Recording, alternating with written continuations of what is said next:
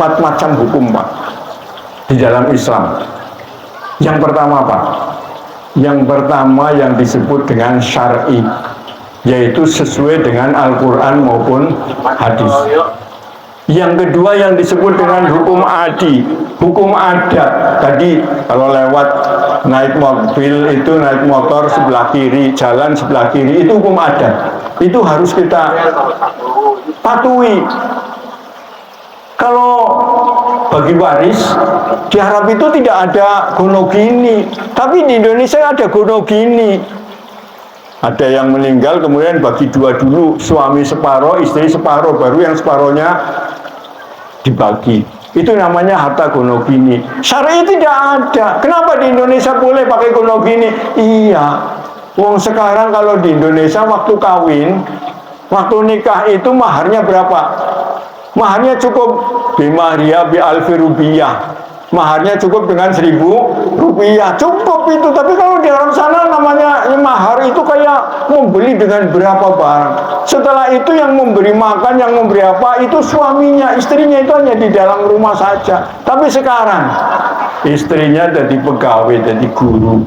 Mau berangkat anaknya digendong, pulang nanti mau berangkat sudah menyiapkan sarapan untuk suaminya, pulang nanti gendong anaknya lagi, mau tidur masih doyok-doyok karo suaminya, gitu ya. Jadi usaha bareng-bareng, makanya ada gonogini. Ya, ini beda, maka ini termasuk adi, termasuk hukum adat. Yang ketiga apa? Yang ketiga hukum qadhi. Qadhi itu hukum pemerintah, jurisprudensi yang dibuat oleh pemerintah selama tidak bertentangan dengan ajaran agama. Contohnya apa?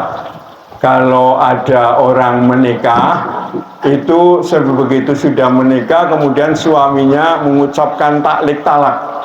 Apabila 1-3 bulan tidak memberikan nafkah lahir maupun batin, kemudian istri tidak menerima lantas mengadukan masalahnya ke pengadilan, maka jatuhlah talak yang pertama. Itu namanya qadhi, hukum qadhi, jurisprudensi. Selama tidak bertentangan dengan Al-Quran tidak apa-apa, selama itu untuk kemaslahatan masyarakat.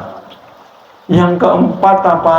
Yang keempat adalah al-islah, damai.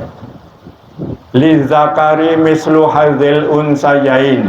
Ketika bagi waris orang laki-laki mendapatkan 2 bagian, sementara perempuan mendapatkan 1 bagian. Kalau orang Jawa mengatakan sak gendongan sapi kulan. Tapi apa itu harus sudah seperti itu? Tidak, boleh islah. Si anak laki-lakinya islah melas ya anak adinaku wadon. Itu ya, bagian saya berikan untuk adik saya. Itu islah, tapi hukum dilaksanakan dulu. Itu boleh seperti itu. Maka Muhammadiyah salah satu diantaranya adalah selain movement, juga itu gerakan amar ma'ruf nahi mungkar yang bersumber dari Al-Quran.